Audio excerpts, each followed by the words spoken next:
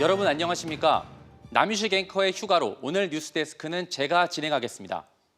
이르면 이번 주 윤석열 대통령의 탄핵 심판 결론이 날 것으로 예상되는 가운데 대통령 구속 취소에 따른 법원과 검찰에 대한 비판이 커지고 있습니다. 시민사회단체들은 지역 곳곳에서 기자회견을 열어 대통령의 신속한 파면을 촉구했고 내란에 동조한 단체장들을 규탄하는 목소리도 이어졌습니다. 김광현 기자입니다. 충남대와 모건대 등 대전 5개 대학교 동문들이 한자리에 모였습니다. 먼저 지난주 법원의 구속 취소 결정으로 구치소를 나온 윤석열 대통령이 보인 행태에 대해 후안무치하다고 비판했습니다. 지지자들에게 손을 들어 인사하고 주먹을 불끈 쥐는 모습을 내란 우두머리 피의자임을 부정하는 파렴치한 행동이자 극우 지지자들에게 내란을 선동하는 행위임이 분명합니다. 이들은 군을 동원해 민주공화정을 파괴하려 하고 남 탓을 하며 내란의 책임을 회피하는 윤 대통령을 신속하게 파면해야 한다고 주장했습니다. 대통령 구속 취소 이후 사필 규정이라고 입장을 밝히고 탄핵 반대 집회 연단에 올랐던 이장우 대전시장 등 대전 단체장들의 사퇴도 촉구했습니다. 이장우 대전시장이 연단에 올라가 손을 흔들고 주먹을 지켜들어 응원한 집회가 어떤 집회입니까? 내란 떴다방 학원 강사 전환길이 와서 윤석열 대통령이 파면되면 헌법재판소가 가루가 될 것이다 선동하고 다닌 윤 대통령의 구속 취소를 결정한 법원과 즉시 항고를 포기한 검찰에 대한 비판도 거세지고 있습니다. 충남 시민사회단체들은 대전지검 천안지청 앞에서 기자회견을 열고 법원이 날이 아닌 시간으로 구속기간을 산정해 윤 대통령에게 특혜를 줬다고 비판했습니다. 구속 취소 시 증거 인멸의 우려가 있고 사회적 혼란이 발생할 것이 너무나 분명함에도 법원은 이를 전혀 고려하지 않았다. 법원과 검찰의 합작으로 헌법은 훼손되었고 민주주의는 파기되었으며 법치는 무너졌다. 즉시 항고를 포기한 검찰에 대해서도 노동자 민중에게는 온갖 무리한 법 적용을 일삼으면서 내란 우두머리를 노골적으로 비호했다며 지휘부에 사퇴를 촉구했습니다. 법원도 검찰도 민주주의의 보루가 아니라는 것을 다시 확인합니다. 민주주의를 지켜내는 최후의 보루는 아니라고 외치며 거리로 나설 수 있는 시민들이라는 것을. 오후에는 대전 둔산동 거리에서 열린 대통령 탄핵 반대 집회에 경찰 추산 100여 명이 참석해 탄핵 기각을 주장했습니다. 이르면 이번 주 대통령 탄핵 심판의 결론이 날 것으로 예상되는 가운데 선고기일이 가까워질수록 거리에 나온 시민의 목소리가 커질 전망입니다. MBC 뉴스 김광현입니다. 최민호 세종시장이 기자간담회에서 무죄 추정의 원칙을 강조하며 윤석열 대통령의 구속 취소 결정과 석방을 환영한다고 밝힌 데 대해 규탄의 목소리가 이어지고 있습니다.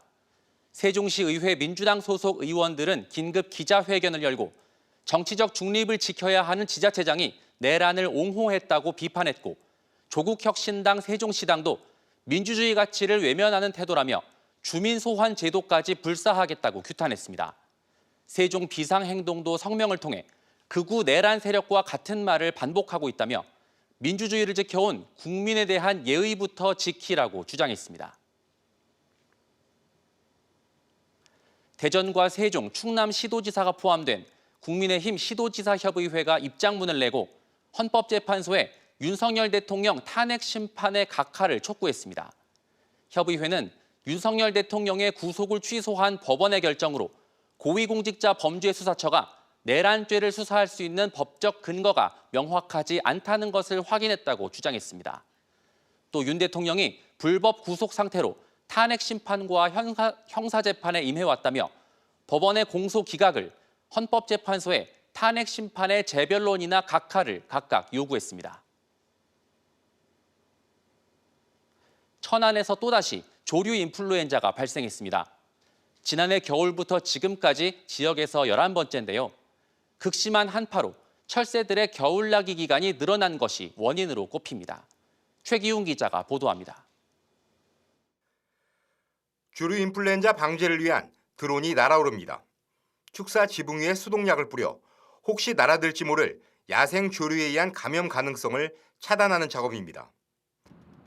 산란계 농장이 밀집한 천안 풍세면에서 고병원성 AI가 발생하면서 방역에 비상이 걸렸습니다. 발생 지역 방역대 10km 이내에선 32개 농가가 200만 마리가 넘는 가금류를 키우고 있는 것으로 확인됐습니다. 방역당국은 방역대안 위치한 농가 외에 역학 관련 농장과 시설 등 22곳에 대해서도 일제 정밀 검사에 들어갔습니다. 특히 철새 고밀도 서식 지역에 대한 수독과 예찰도 강화하고 있습니다. 이번 겨울 전국적으로 야생조류에서 AI 항원이 검출된 사례는 모두 39건, 이 가운데 충남 지역만 11건에 달하고 있습니다. 1월에서 2월이 되면 철새들이 많이 이제 북상을 하는 시기인데요. 올해 유난히 겨울에 춥다 보니까 2월까지도 더 많은 철새들이 저희 지역에 들어온 상태입니다. 최근 발생 추세를 고려할 때 공주, 부여, 아산, 서산 등 철새 이동지에 따른 AI 발생 가능성도 조심스럽게 전망되고 있습니다. 겨울 한파로 인한 철새 체류 기간이 늘어나면서 이달 말까지가 AI 확산 여부를 가를 중요한 고비가 될 것으로 보입니다.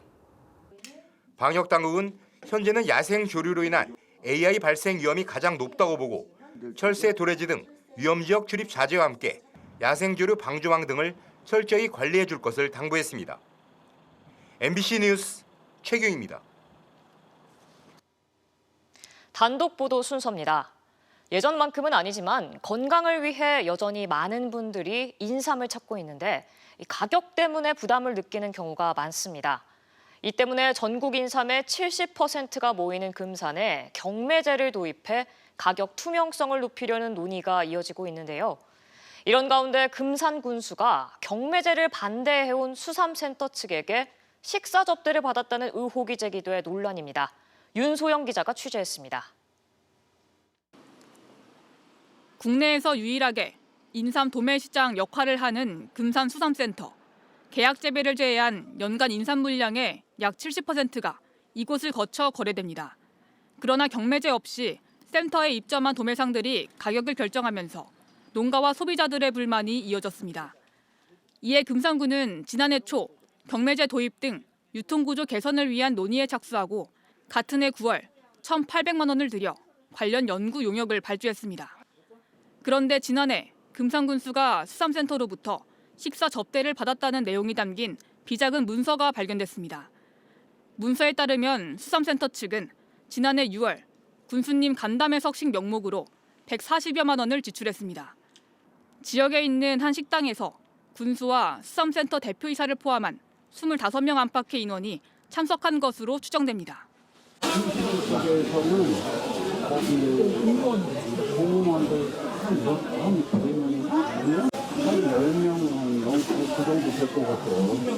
이 자리에서는 경매제 도입을 둘러싼 논의가 오간 것으로 전해져 대가성 접대 의혹이 제기됩니다.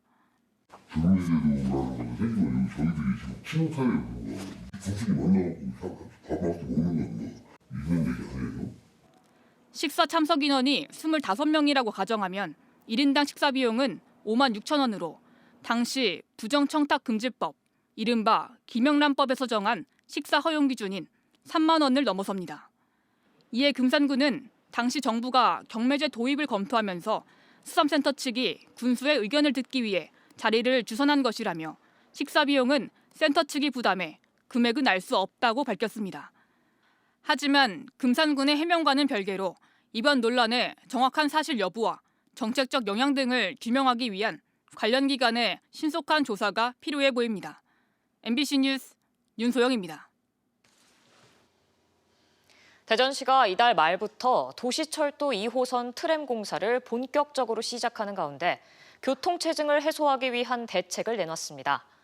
시는 14개 공사 구간에서 차량 흐름에 따라 전국 최초로 다인승 전용 차로를 시범 운영하고 승용차 요일제와 고속도로 통행료 할인 등의 교통 분산 정책을 도입하기로 했습니다. 트램 공사는 중리내거리에서 신탄진 방면인 1209와 충남대 앞에서 도안동 방면의 709부터 시작되며 나머지 구간도 올 상반기까지 공사 발주와 시공업체 선정이 마무리될 예정입니다. 대전시와 충남도의 행정통합을 추진하는 민관협의체가 특별법 초안과 행정통합의 기본 방향을 마련했습니다. 가칭 대전 충남특별시 설치 및 경제과학 수도 조성을 위한 특별법은 미래 전략 산업을 구축하고 특별 시민의 삶의 질을 높이기 위한 12개 과제, 255개 권한 이항과 특례를 담았습니다. 협의체는 행정통합의 기본 방향으로 대전시와 충남도를 각각 없애고 기초자치단체인 시군구는 유지하며 통합 이후 청사는 기존 시청사와 도청사를 그대로 활용할 것을 제시했습니다. 그동안 교육부 중심이었던 대학 재정 지원이 올해부터 자치단체 주도로 바뀝니다.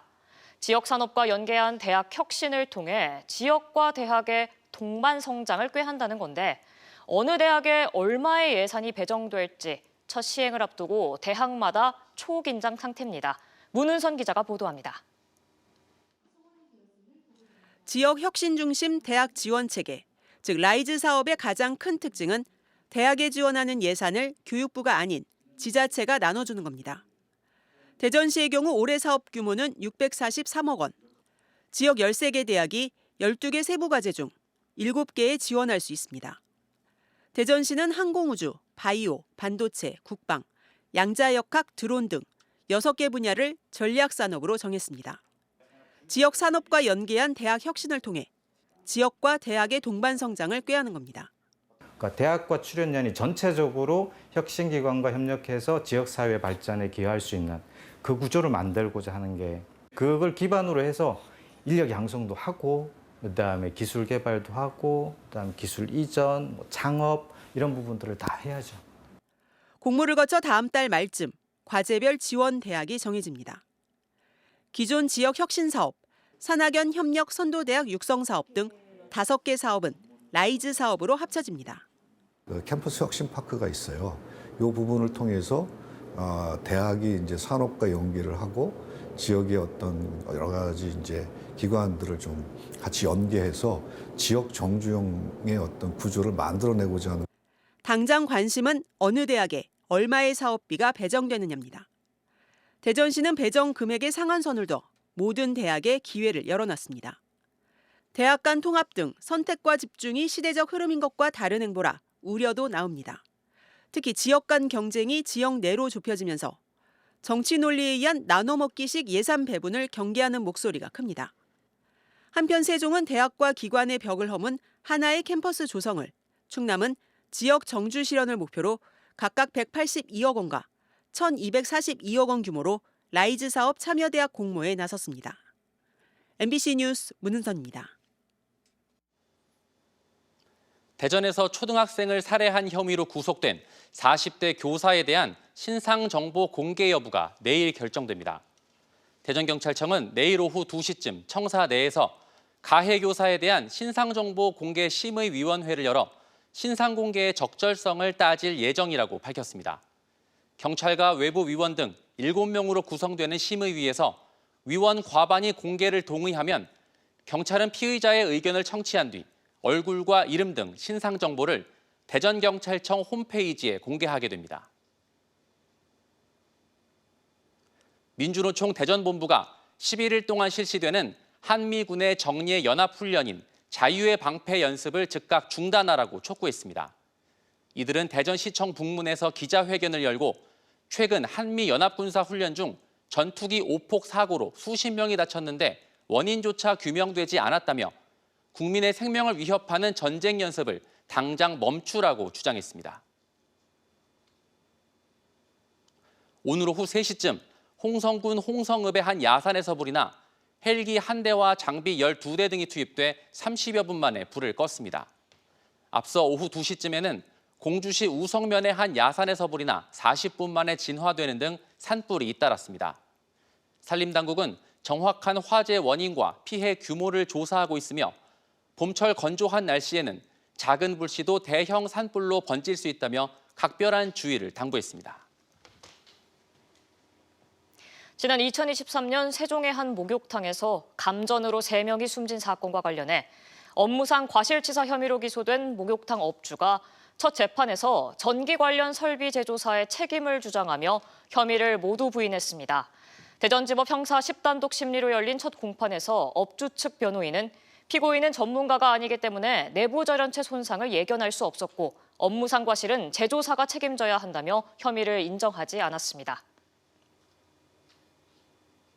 지금까지 대전에서 전해드렸습니다. 고맙습니다.